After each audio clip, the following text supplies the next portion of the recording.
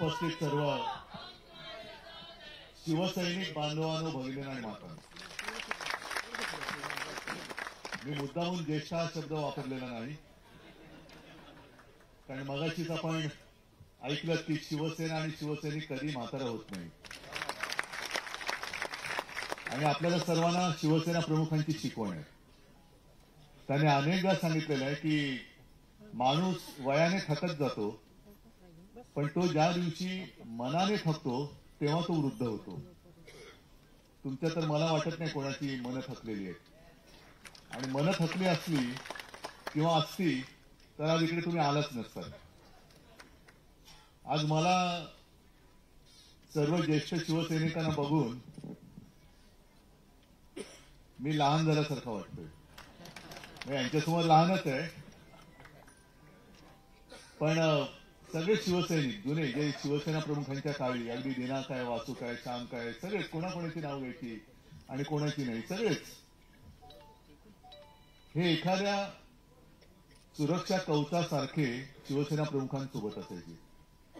सगळे शिवसैनिक, तुमच्यापैकी अनेक जण होते आणि तुम्ही त्यावेळेला शिवसेना प्रमुखांसोबत होतात म्हणून आम्ही सर्व कुटुंबीय निर्धास्त असायचो, हे तुमच्या भरोश्यावरती. आणि तो विश्वास तुम्ही सार्थ ठरवला. कोणाची हिंमत होत नव्हती शिवसेनेकडे आणि शिवसेना प्रमुखांकडे तर सोडाच, वाकड्या नजरेने बघण्याची. आता ठीक आहे, वयाने जरासे सगळेच किंचितसे वाकले असतील,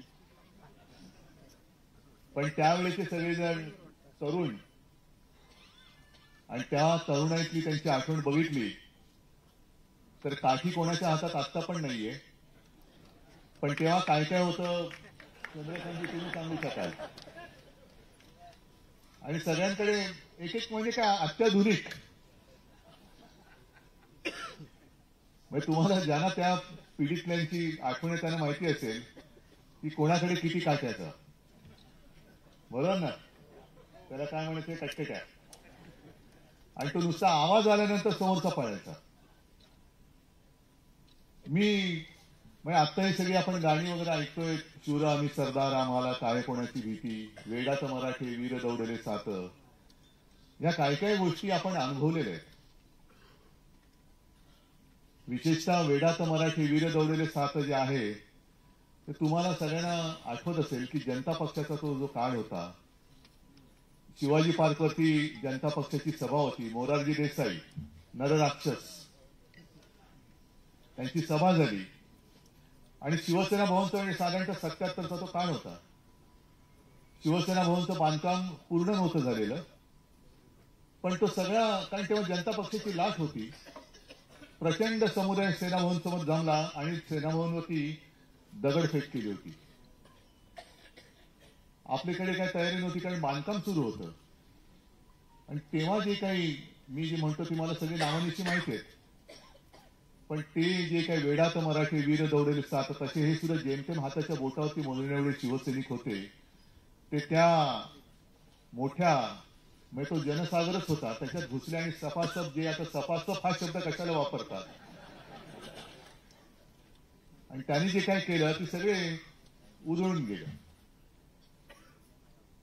आणि तेव्हापासून सगळ्यांना कळलं की शिवसैनिकाची टक्कर देणं म्हणजे ती जी आपली गोष्ट आहे ना, हमसे जो टकराएगा, ते करून दाखवणारे शिवसैनिक आहेत. म्हणून कोणी शिवसैनिकाची टक्कर देण्याची आणि घेण्याची हिंमत करत नाही. आजचा जो काय सगळा काळ सुरू आहे, हा काळ विचित्र आहे, हे मी तुम्हाला सांगण्याची गरज नाही.